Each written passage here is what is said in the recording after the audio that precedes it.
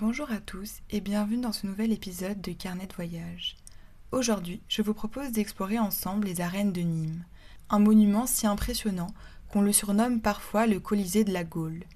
Saviez-vous que cet amphithéâtre romain, construit il y a près de 2000 ans, est le mieux conservé au monde?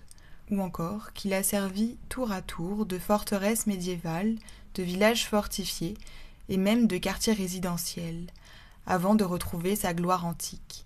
Que vous soyez fan d'histoire ou de légende, c'est donc tous les aspects des arènes de Nîmes que je vous propose de découvrir dans ce nouvel épisode. L'histoire des arènes de Nîmes commence à la fin du 1er siècle, sous le règne de l'empereur Auguste ou de son successeur Tibère. À l'époque, Nîmes est une cité romaine prospère, dotée de monuments somptueux. Les arènes sont édifiées entre 90 et 120 après Jésus-Christ, probablement par des architectes romains, pour accueillir des combats de gladiateurs, des chasses d'animaux sauvages et des spectacles publics pouvant rassembler jusqu'à 24 000 spectateurs. Contrairement à d'autres amphithéâtres, celui de Nîmes échappe à la destruction grâce à une occupation continue. Dès le VIe siècle, il se transforme en forteresse pour résister aux invasions barbares. Au Moyen-Âge, il abrite un véritable village fortifié. Maisons, ateliers, chapelles et même un petit château s'y installent. Les gradins servent de carrière de pierre et l'arène devient un quartier animé. Il faut attendre 1809 pour que les constructions parasites soient démolies et que le monument retrouve son aspect antique, grâce à l'intervention de l'architecte Charles-Auguste Canstel.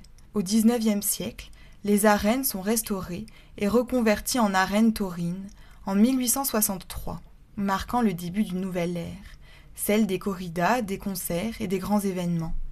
Aujourd'hui, elles accueillent encore, chaque année, plus de 250 000 spectateurs pour des spectacles variés. Imaginez, un ovale de 133 mètres de long et 110 mètres de large, entouré de 60 arcades sur 2 niveaux, le tout couronné d'attiques, une frise décorative, supportant autrefois le vélum, une toile tendue pour protéger les spectateurs du soleil. Les arènes de Nîmes sont un chef-d'œuvre d'ingénierie romaine. Leur structure repose sur un système de galeries voûtées et d'escaliers rayonnants, permettant aux foules de circuler rapidement et d'accéder aux 34 rangs de gradins. À l'intérieur, la piste centrale de l'arène était recouverte de sable pour absorber le sang des combattants. Sous le sol, un réseau de couloirs et de cages permettait de faire apparaître les bêtes sauvages et les gladiateurs comme par magie.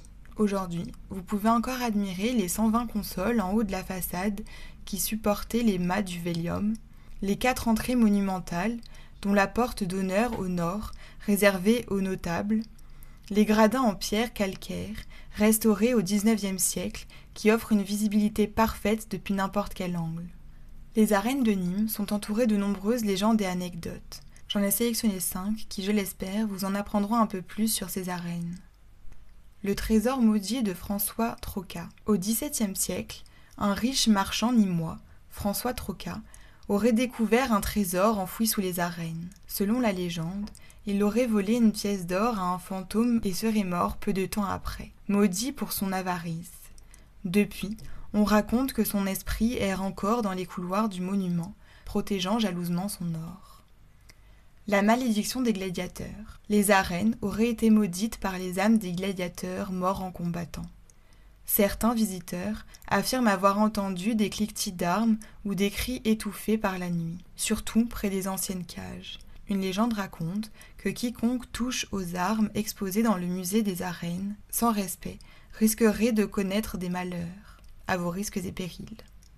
L'empereur Auguste et le gladiateur star.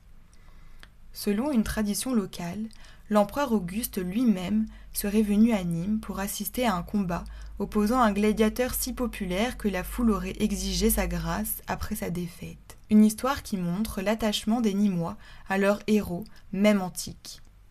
Les fantômes du castrum. Quand les arènes servaient de village fortifié au Moyen-Âge, des centaines de personnes y vivaient dans des conditions épouvantables. On dit que les esprits de ces anciens habitants hantent encore les galeries, surtout les nuits de pleine lune. Des gardiens auraient vu des ombres se déplacer près des arcades murées. La légende de la pierre qui saigne.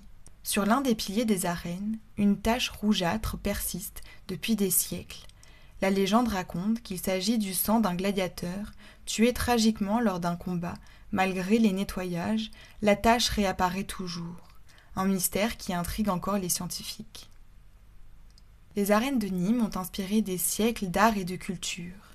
Elles apparaissent notamment dans des scènes de Gladiator sorties en 2000. Et en littérature, Jean Racine, en visite à Nîmes en 1661, décrit dans une lettre son émerveillement devant le Colisée gaulois. Chaque année, les grands jeux romains attirent des milliers de spectateurs pour revivre l'époque antique. Aujourd'hui, les arènes de Nîmes sont un lieu vivant où se mêlent histoire, culture et émotion. Si vous allez la visiter, n'hésitez pas à prendre l'audioguide qui existe dans 7 langues différentes pour vous plonger dans l'histoire du monument avec des reconstitutions sonores des combats. Vous y verrez également des maquettes tactiles pour les malvoyants et des documentations en braille. Il y a également un espace musée, un vestige pour les gladiateurs avec des reliques d'armes et des casques à toucher et une exposition sur l'histoire du taureau depuis l'Antiquité. Il y a également de nombreux événements comme le Festival de Nîmes avec des concerts géants, les férias avec notamment les courses camarguaises, une tradition ancrée dans la culture locale. Mais aussi les visites aux flambeaux, une expérience immersive pour découvrir les arènes sous les étoiles avec des récits des gladiateurs et des légendes. Les arènes de Nîmes ne sont pas qu'un monument, ce sont 2000 ans d'histoire vivante, un symbole de résilience et un lieu de rassemblement pour les passionnés de culture, d'histoire et de spectacle. Que vous veniez pour leur architecture époustouflante, pour leurs légendes captivantes ou pour leur événement grandiose, une chose est sûre, vous en repartirez les étoiles plein les yeux. Alors n'hésitez pas à aller la découvrir par vous-même pour vivre cette expérience unique. Et si vous passez à Nîmes, ne manquez pas non plus la maison carrée et le pont du Gard, dont je vous ai déjà parlé dans un précédent épisode. À la prochaine pour un nouvel épisode de Carnet de voyage.